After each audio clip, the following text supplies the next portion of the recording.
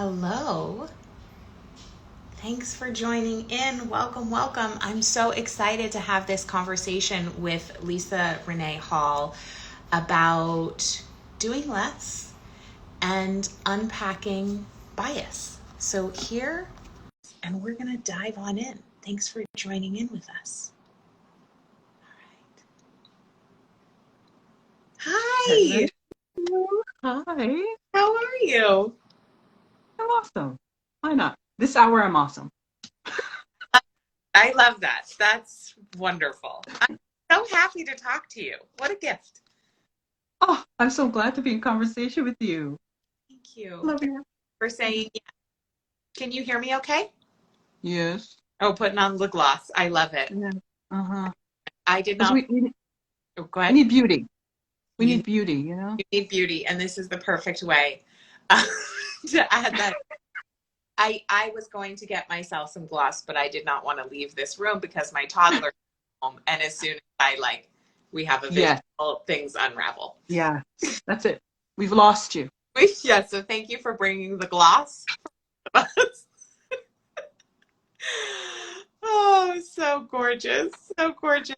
Okay, so to give context for this conversation, I want to talk about something that has been on my mind and heart since probably 2017, and I've never had the chance to have a conversation with anyone about it. So we're going to do Oh. it. Ooh. And that is the intersection, like how do we, and of course it's not going to be the same for everybody, but sometimes when I post about the internal work I'm doing around unpacking my own bias and dismantling my own inner white supremacy and all of those things. Sometimes people say like, "Well, that doesn't sound very do less," and I'm like, Hmm. and Hmm. there's a feeling of there's always so much more to do. Yes. Yes. It literally in every category of our lives, but specifically in the area of bias. Oh Because my goodness. it affects people's lives so It deeply. is. All of Yes. it. So Yes. the question, well, first of all, let me introduce you. Oh my God. And thank you for the compliments on my gloss. Someone in the comments complimented. Thank you. Yes, it's working. It's so working. Okay. Renee Hall. She guides people, specifically highly sensitive people. Would you say introverted people? Introverted, deep feelers, deep thinkers, empathic. Yeah. Right. In their own creative expression and deep exploration in uncovering their bias and Yeah. traveling it. Yeah. And you're an Yeah. author and you're a Yeah. speaker and Yeah. write essays and you provide these incredible questions to your community for doing this Yes, work. ma'am. Yes, I do. Any Yes, I do. add in that you want people to know about you? Um, the process, which is so aligned with Do Less, is the inner field trip. And so I more call myself now a tour guide because I guide my patrons on this process. There's no like I don't promise a destination. That's why it's not called inner paradise. It's called inner field trip. You remember field trips when we were younger, or if you have children that, field trips they're fun because it was a day off school and you went off somewhere to be educated. And so each child has to kind of think of like, what was the fun that I had? What did I learn? And it's going to be different for every child. And the same with the inner field trip, it's different for each person. So I can't guarantee a destination, but I can guarantee a journey. Mm, Yeah. okay, so good. So now that we have Yeah. who you are, and if anyone Yeah. in from Lisa's community, because I don't exactly know how Instagram works, but I think it's both our communities. So if Okay. no idea who I am. I'm Kate Northrup, and I wrote a Yes. book called Do Less, and I have a membership called Origin, and I teach people how to live in their bodies to align their workflow with our biological rhythms and also nature at large. Yes. Yeah. So aligned. So aligned. And it's not an accident that you went deep first before introducing me, because you're a deep thinker too. And this is like normal. I connect with another deep feeler, deep thinker, and it's like we just go deep. I know. We just go deep. I'm not that good at structure and like the way you're supposed to No, neither am I. do. Neither am I. Okay, so thanks Neither for am willing to do that. I. So my question is, as it relates to unpacking bias and the inner field trip that you guide people on, how does doing less inform that for you right now? And then we'll go into some other layers. Yeah, yeah. I know that a big part of your work is talking about rest. I know that you touch on perfection and also rushing and the urgency. And those are all traits of the dominant culture. The dominant culture is predicated on certain traits. And so you should be wealthy, male, able bodied, neurotypical, own a home, have a nuclear family. These are all traits that are rewarded by the dominant culture. And any of us that fall outside of that, we try to do the rushing. And anytime I look over there, I'm looking at my whiteboard because I actually was brainstorming. So that's what I'm looking for. But we strive for perfection. We need to be perfect. We give up pieces of ourselves in order to get crumbs from the dominant culture's table. Because we believe that by doing so, we'll get prestige, power, and profit. Right? So the idea of doing less, the idea of going on this inner field trip is to disconnect ourselves from those traits and to remind ourselves what we have internally that is unique, that is enough. And that way we reconnect with our creativity, our dreams. We remind ourselves that we're flawed. And we also remind ourselves that we're more than our labels, that we're not just a mom, we're a person who parents. We're not just disabled, we're a person with a disability. That I'm not just a Black person, I'm a person of African descent. And I say this not so that we dismiss our labels in a way to, try to be altruistic and love is light, light is love. None of that. I'm saying that when I can see my personhood, then Kate, I see yours. And then that allows us to connect even deeper. And then all the other labels may come up. You're a mom, I'm not, but I'm an aunt. And then we can connect that way on parenting and being caregivers for young little people. And so connecting on our personhood means I see my humanity and it's easy for me to see yours. Then I believe you. I trust you. I'm grounded in our shared lived experience and also recognizing that it is unique. Yeah. Yeah. Yeah. It's that Yeah. it's that dichotomy between we are all the same, we are not all the same. Right. And the nuance of that, right? The complexity and all the layers, which Yeah. is the beauty of the human experience. And so we've been conditioned in this dominant culture that perfection only comes from certain people. And so our history is dominated by perfection. And it comes back to the question you're asking me before is that how can we fit this in? Well, right now, we're already making space for the dominant culture's culturing. Our TV shows show us dominant narrative. Magazines we write or magazines we read, places we go. We're constantly being conditioned in a dominant culture that it's only white men that hold the power. It's only white men that hold the wisdom. History is replete with examples of white men being the heroes and everyone else are the villains. And I'm not here to demonize white men. I just want to be very clear. I'm here to raise attention that there's other narratives. And until we feel confident about stepping forward with even our own stories, then we're robbing future generations of the nuance that exists within each of us. Mm-hmm. Whew, let me get a drink.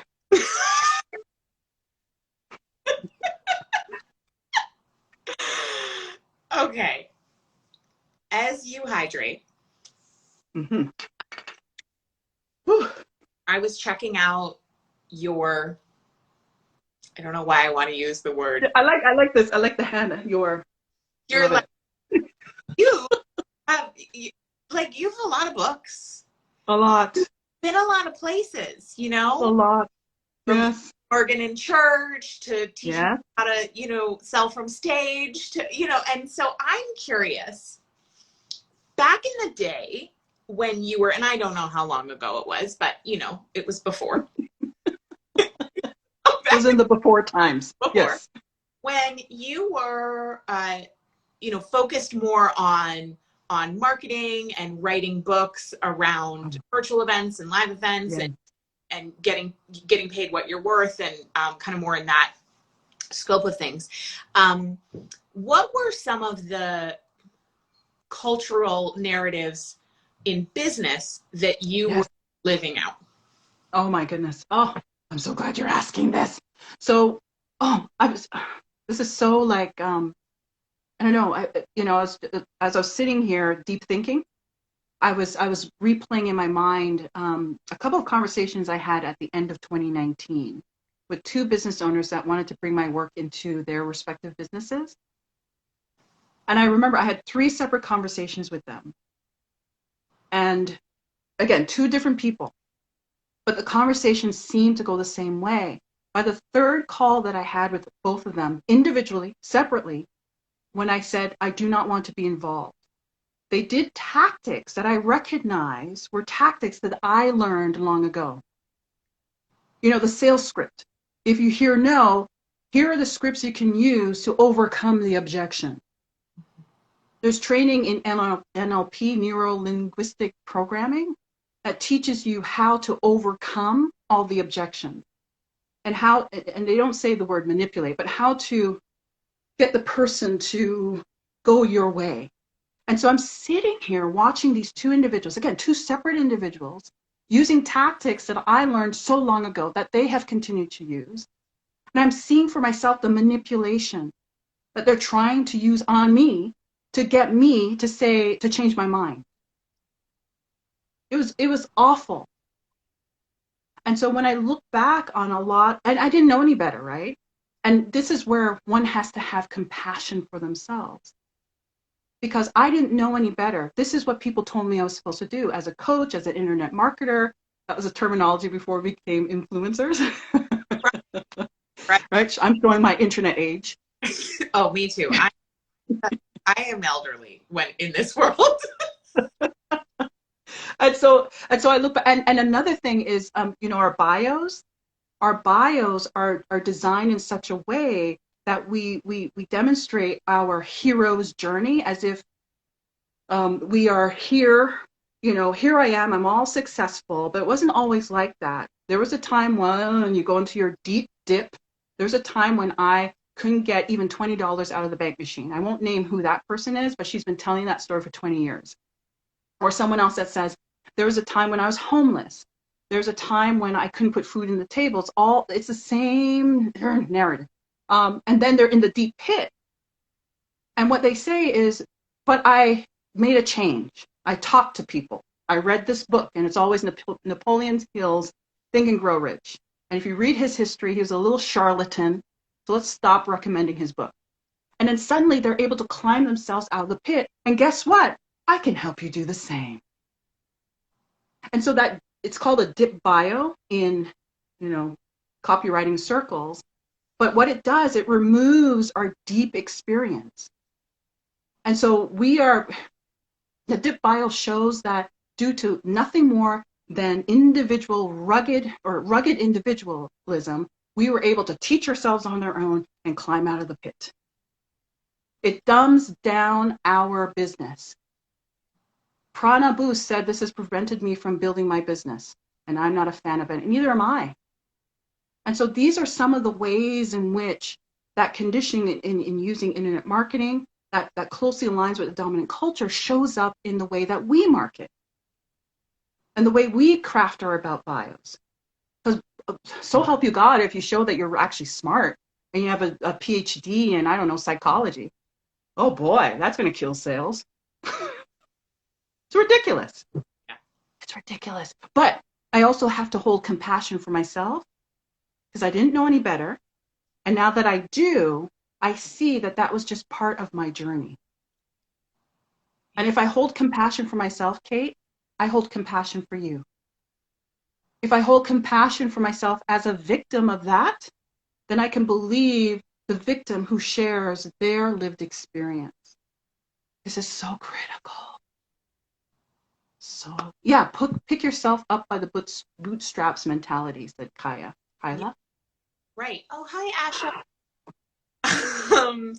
That idea of the rugged individualism. And if you were to just push hard enough and do enough things Mm, for hours and hustle, right. then you would succeed. Right. And in I was raised in a fundamental Protestant religion. And the prosperity gospel that's preached is if you are poor, you're in debt, you don't have good relationships. Well, that's because you don't have enough faith. Increase your faith. Pour your finances into the storehouse and see God will open up all his blessings upon you. So it's not just spiritual circles, it's not just business circles, but also religious circles are preaching the same thing. As you said, pull yourself, work harder, just work harder. Yeah. And so, what are the problems with the mandate of just work harder? So the problem is that, and you alluded to this earlier, is that it gives the impression that the individual, all they need to do is make a change. But what it ignores is the systemic issues which we encounter, right? That both you and I, Kate, are women. And so we're going to face sexism. Add to that my skin color. And there will be barriers that I will face that you may not. I'm a single woman, no children. You have children, right? Children. Too. Yep. And so there will be systemic bias you will face as a mother that I wouldn't face being child free.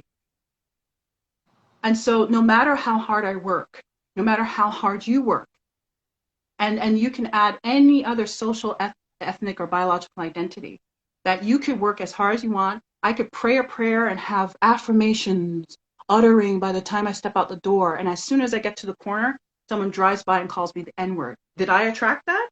You're going to tell me I attracted that? But I left my house and I prayed and I was all, I had all these affirmations. No, the one thing that you and I cannot prevent, or anyone listening, is that there are systemic biases which are set up that will prevent us from moving ahead no matter how positive we think and no matter how hard we work. So stop it. Stop with this shit about rugged individual. And also, we're not set up to work by ourselves. We're not. We are not. We cannot create a future without bias, trying to do this all by ourselves. We need community. We need it. We can't fight this virus or any virus unless we have community. And so no matter how far removed you are from your ancestral roots, if you go back far enough, you'll see that community is what helped your ancestors to survive, that helped my ancestors to survive. We can't do this without each other. I don't care what anyone has to say. Mm-hmm. Mm-hmm. Yeah, that idea of, something I think about a lot is the concepts of just when somebody talks about marketing and they start to talk about competition, or like when I fill out a questionnaire when I'm working with a new or something, there's like, who are your competitors? And I'm just like, I don't have any. I don't answer that question.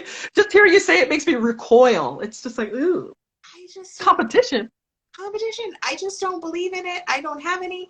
Anybody who would be my competition, I'm usually friends with them, or like, this doesn't, yeah. I'm the same way too. I'm the same way too. I don't see competition. And after going through my own work of unpacking my own unconscious biases, then what I got in touch with is what makes me unique. I'm unique. I'm not a carbon copy of anyone. I have my parents' DNA, yes. I have siblings, yes. But we are all so unique. And once I got in touch with that, oh my God, everything changed. Everything. My money changed. My community changed. My outlook on the future changed. Everything just changed. I mean, for years, Kate, I had studied how to, improve my money mindset. I bought books. I went to seminars. Some of these seminars were like 3 days, starting at 6 a.m. and ending at 12 noon. Or sorry, 12 midnight, right? I won't name the person. Yeah. I'm sure many of us have been. Yeah. And nothing changed. I was in debt. I was broke. I was constantly hungry. And it's because there's two things, and you mentioned it before, especially with the work that you do, is one, we can't change our mindset unless we also include our body. Uh-huh. Right? Right. To ignore my body is to ignore the memories it holds. And when my mind can convince me that everything's all right, because that's where ego sits. But until I start to answer my heart and listen to my heart and connect that to my heart doesn't lie.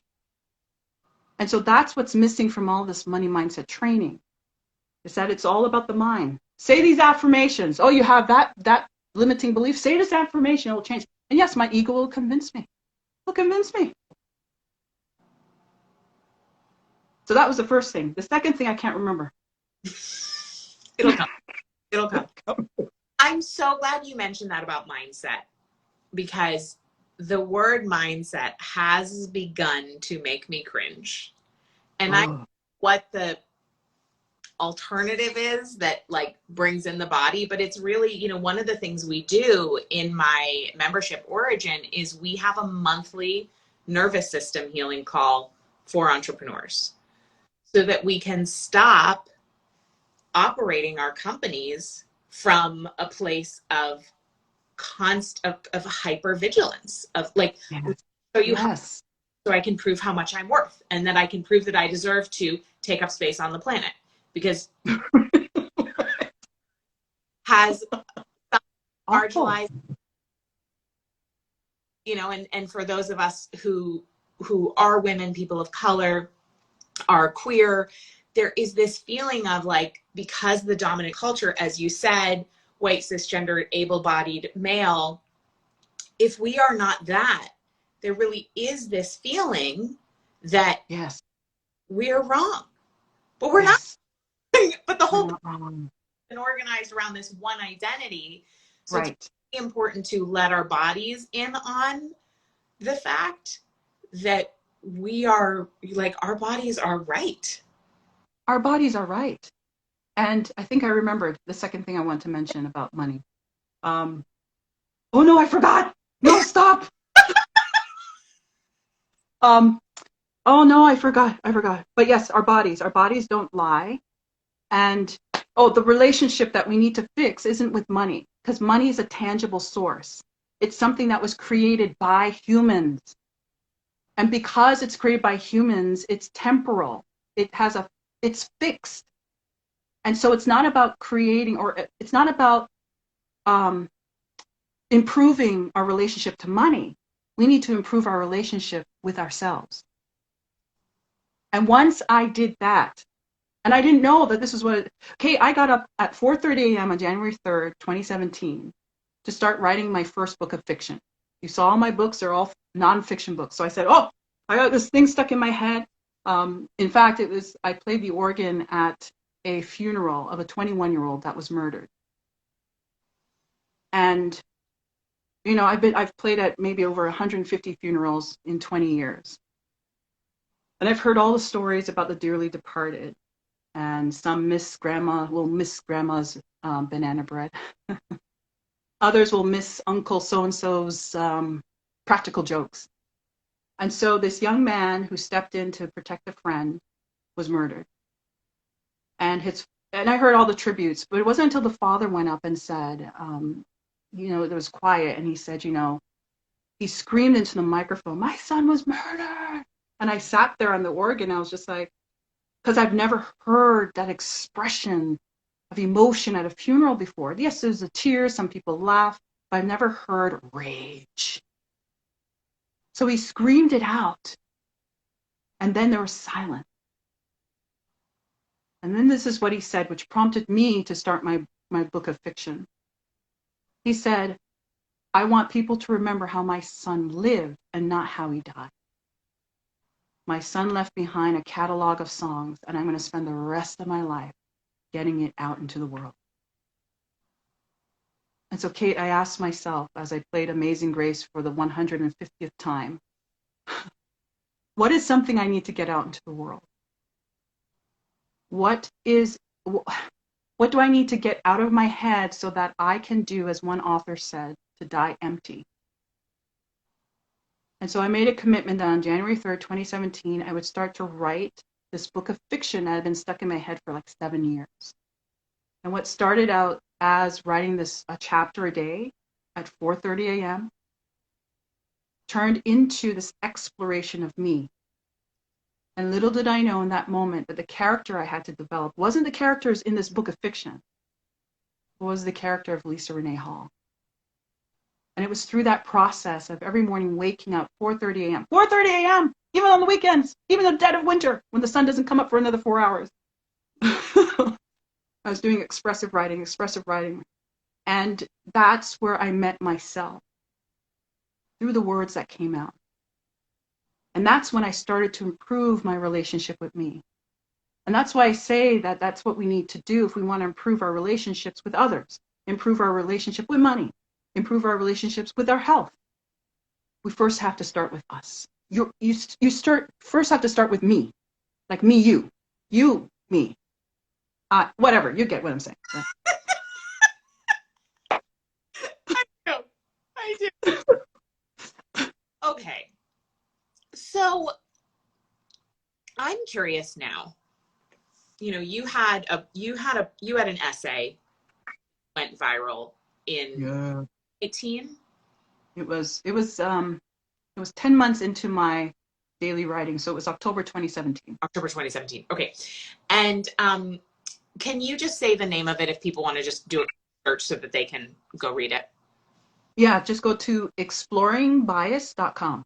Oh, great. A nice little domain name so that people, easier, right? So tight. Exploringbias.com. Okay, beautiful. So after that, I am curious, and in the years to follow, I don't remember when I came across your work, but I would imagine as it does, as your visibility increases, that more and more people have requests of your time and energy. Yes. You're like 2020 when the spotlight was on bias in a way it hadn't been ever possibly, or at least not in a long time. So I am curious, what are your practices, in the spirit of do less, what are your practices for preserving your own energy and your time that matter most to you? Yes. So one, I say no to virtually everything. And let me just say, when you followed me on Instagram, I was like, I had a fangirl moment. I was like, well, Kate Northrup is following me. Oh my goodness. Anyways, That's I just wanted to put that out there. But I say no to virtually everything. And because I think now in 1 year increments, I give myself permission to take quarters off, 3 months off, and not do any interviews, not do any conversations, nothing. There's certain interviews I will always say no to, TV interviews, radio interviews, because I can't dumb down my intelligence into an 11-word soundbite. And then you're going to take all this time interviewing me, and you're only going to broadcast, the 4 words that sound clever. Like I just can't. That's a waste of my time. Speaking gigs, I don't stand on the stage and speak. If you want to do a fireside chat and interview, that I say yes to that. But this thing where I have to go and talk for 45 minutes to entertain. So I know what aligns with my personality.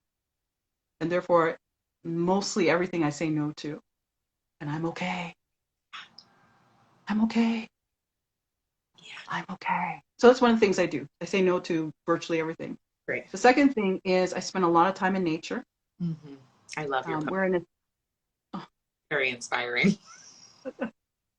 so I do a lot of hiking, lots. And anything that takes me away from my hikes, I say no to. Right now in the province of Ontario where I live, there's a stay-at-home order. And so thankfully I bought some new plants about a day before the order went into effect. In fact, I didn't know it was coming. That's why I live hour by hour. And so I bought these plants. And so this is what I surround myself with since I can't get out much right now. But that's the other thing. The other thing is I anchor myself in the past. And I know that sounds like, especially in our culture where we're told to forget about the past. What I do is because I'm a historian, anytime I want answers about what's happening now, I look to the past. And that gives me great comfort because then it helps because human nature is so predictable. It's sad, but it's so predictable. So, for example, with this virus, this pandemic, I look to the past to see how our ancestors dealt with the last global pandemic. And that's given me great comfort. Mm. I look to the past to look at my ancestors' lives, to see what decisions they made. That helps explain why my family does what it does today. And also helps me to understand how history impacted migration patterns, which brought certain people to these lands, and why they acted the way that they did. And which tells us why we're living with the biases that we are right now. Um, so those are some things that I do. I move my body, I go outside nature, say no to everything, and I look to the past for answers. So Is that important. it? Yeah. So Oh, and then I write out my feelings. I write out my feelings. I feel on my page. I write them out. I feel all the feels. do you Don't give a shit. And I swear a lot now too. I do you know.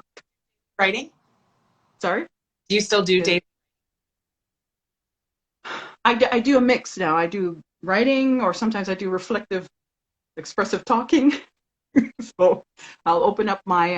I have this transcription app where I will just open it up and I'll start talking, and it will transcribe my words. I never go back to see what I. Yeah, but it's nice to have the transcription. So Yeah. I do write. I used to be a stickler for journaling, like it has to be pen and paper. Then I realized I'm not doing that. I'm using pen and paper one day, keyboard and screen the next, you know, voice and recording app the next. So yeah, I just need to hear my what I call my inner oppressor, that part of us that pressures us to align with the dominant culture. I just need to hear my inner oppressor ramble. Yeah. So whether it's through written word or through the words I speak, I let my inner oppressor ramble, and then that just frees me up. I'm like, Mm. okay, I get you. I get you. I know. Okay, I understand why you're acting that way. All right, and here's big girl Leesa. I'm going to help bring us context to this so that we continue to stay rooted in our uniqueness. Mm. That's profound. Yeah. Yeah. Need a drink. Need a drink. You need a drink. Okay. As it relates, bringing it back to the beginning of the conversation, Yes. as it relates to something as big as internal bias, unconscious bias, um, the the things that, well, I'm not going to describe that. Okay, internal bias. And there feels like sometimes, and I know that I have spoken with people and I've been in this place myself. I'm not currently here, but I've been in the place of like, the problem is so big. How could I possibly, you know, be part of the solution? And also, I'm trying to, I like don't want to try to do all the things because we tried to do all the things. We really want Right. the ability to do anything effectively. So Right. talk to me about uh, uncovering bias, unraveling bias, and doing it in a way that aligns with the rhythms of your body or your body's needs, and really aligns with the philosophy of doing less. How do Yes. So this question comes up a lot. And I especially saw it last year after George Floyd's death. And my platform shot up, which both horrified and grossed me out. That Instagram knows how to open its algorithm to allow me to have visibility, but only did so because a Black man died. It's gross. And then my mom gave me a reframe, which help me to deal with this. And the reframe she said to me was that, yes, but you're in a position to help. People are looking for help and you are there to help them. And so I said, okay, all right, I will work with that reframe. And so when my platform shot up, and what people start doing is they start moving into action. So they've become aware that there's a problem and now they move into action, not realizing they're causing more harm. So, for example, people put together these lists. Oh, here are all your anti-racism educators. I'm not an anti-racism educator, but yet there's my name on all these lists. Stop with the list. History does not have a good a good um, thing with lists. Lists that have been used historically have not been used in a good way. So stop with these damn lists. Just stop it. So that's number one. Yeah. And people were putting together the lists. They were going to the marches. They were reading the books. They were watching the films. And 1 week later, most of them checked out. All the people that joined my follow list dropped out. On my community on Patreon, it went from 400 patrons to 2,100 in 2 weeks. And since then, I've lost 100 patrons a month. So here's what I'm trying to say. I'm not trying to like bellyache about my platform, but what I'm here to do is just demonstrate that it shouldn't take an event for you to want to be better and do better. If you're only activated when you see something wrong in the world, then when you think nothing is wrong in the world, you will stop. If you're only activated when you see harm and injustice, then you're going to do way too much, which will cause you to burn out. And so my patrons know, in my community on Patreon, they know that we do little small things every day, because it's not about just the here and now. It's also about what the Iroquois Nation says 7 generations from now. So Kate, what will your great, great, great, great grandchildren say about the work that you did to help their future look different? So instead of carrying around the shame that comes with what their ancestors did in being complicit in chattel slavery, complicit in genocide, that they'll look back at you, Kate, and say, this is what my great, great, great, great, great ancestor did to make it different for us. What is the pain that I'm going to stop sending forward now that I've done this work? How will my niece and her children and her children's children and so on look back and say, yes, we have chattel slavery in our ancestry. We have Europeans in our ancestries that were complicit in that system. But it took our great, great, great, great, great, great, great aunt, Leesa Rene Hall, to do this.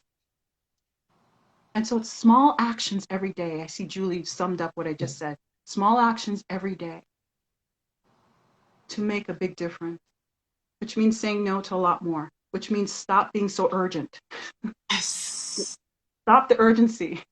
Yes. Your poor planning isn't my emergency. Stop it. Stop it. And find what works for you. And for me, what doesn't work is attending marches. What doesn't work for me is going to sit-ins. It's too overwhelming for me. But what works in helping to dismantle is doing the expressive writing, and in seeing ways that I can use more quiet forms of activism to make an impact. Because not all of us are meant to march because of disability, because of distance. Some of us don't live close enough to cities where things are happening. And some of us just have a discomfort with crowds and loud noises. Yeah. Find your way. You're becoming overwhelmed because you're doing too much too soon, and you haven't found a way that aligns with your unique personality. That is such perfect wisdom for the category of bias and also for the category of business. Yes. I really do. The reason I teach entrepreneurship is so that your business can be an agent of change and change something about the world for future generations. And so I love that you pointed that out. So find the way that you can do it. And now I'm forgetting the first thing you said, which was so brilliant. And yeah, I think I forgot it too. Someone has listened to what I said and can sum up. And But yeah, yes. Oh yeah, stop doing everything quickly. yes. Small increments, and yeah, and then the other thing you said. Mm-hmm. Why am I not remembering things? This is so weird. This, But at the yeah, and I want to make sure that I also amplify that yes, there's things happening now, and it's urgent that we pay attention. And I don't want to dismiss that there's injustices happening that are causing people with marginalized identities to lose their lives. But what we need to also do is pay attention to what's happening, but also raise less racist children, raise less sexist, less homophobic, less transphobic. The other day, my niece and I went into a drugstore, and we passed this makeup aisle, and there was one where it had an image of a person identifying as man wearing makeup, one identifying as woman, and so on. So 3 of them. So my niece, who's 7 years old, well, she was 6 at the time, turned to me. She said, "Auntie, why is he wearing makeup?" And I said to her, I said, "Makeup has no gender. Anyone can wear it." And so she looked at the picture again, looked at me, and she said, "Well, I like his lipstick."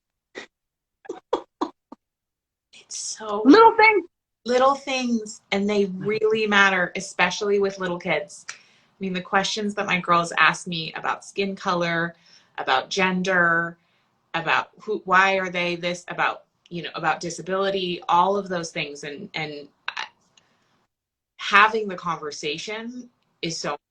Never want them to feel like asking a question is not okay, because then that brings shame in. Right. And then that creates, then they grow up to become adults who will then dismiss and deflect and minimize conversations around race, gender, sexual identification, or sorry, gender expression, gender identity, and so on. Yeah. Yeah.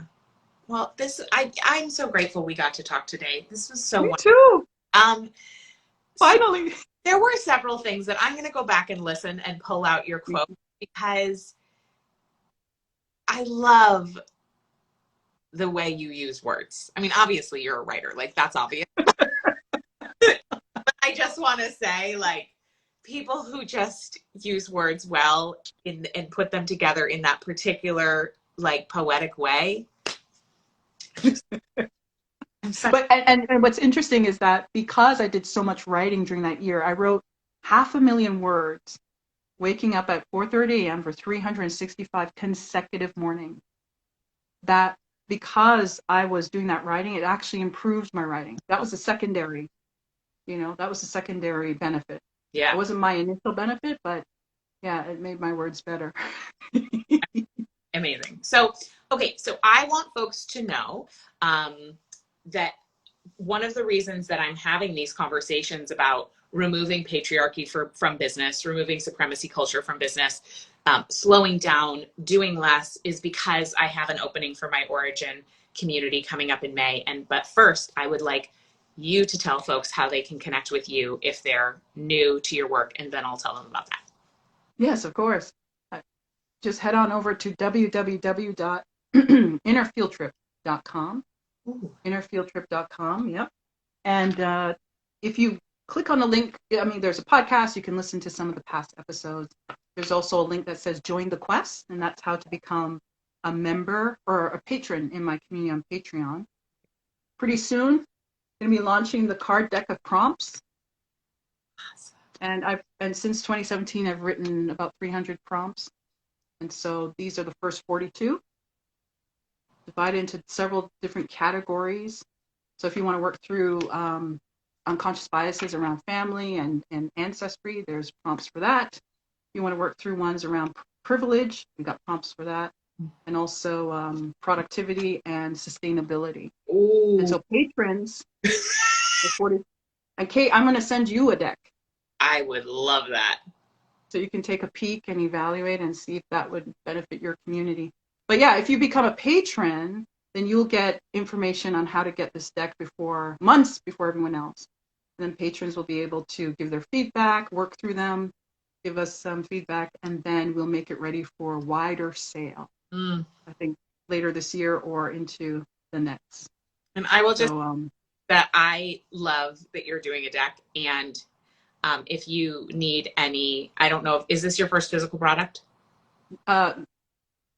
First physical, yeah, card deck. Okay. Yes. Okay. If I'm a relative newbie with the physical. Okay. But yes. I've been at it for a couple years. If you need any support, please reach out. I'm happy to. Yes. Yeah. Okay. Letting you know. I'll let Angie know and Hillary and connect. It's a whole different. It's like really different than digital business. I know, right? Yeah. Shopping cart system, like what delivery, fulfillment. It's like, oh. It's a whole thing. Woo! It's a beautiful thing, and it's a whole thing. Okay, so inner.com and innerfieldtrip.com. Yes. Cards. That's so great. And then one of the things that Leesa, you said was that you say no to nearly everything. And one of the things we're doing in the community leading into the origin opening is a no challenge, where for 8 days we will say no to one thing a day. So if you want to get in on that, you can go to katenorthrup.com/no, because I think we all aspire to the place where we would say, I say no to almost everything, because that's like where the freedom and liberation comes to do your best. That's where it lies. You're right.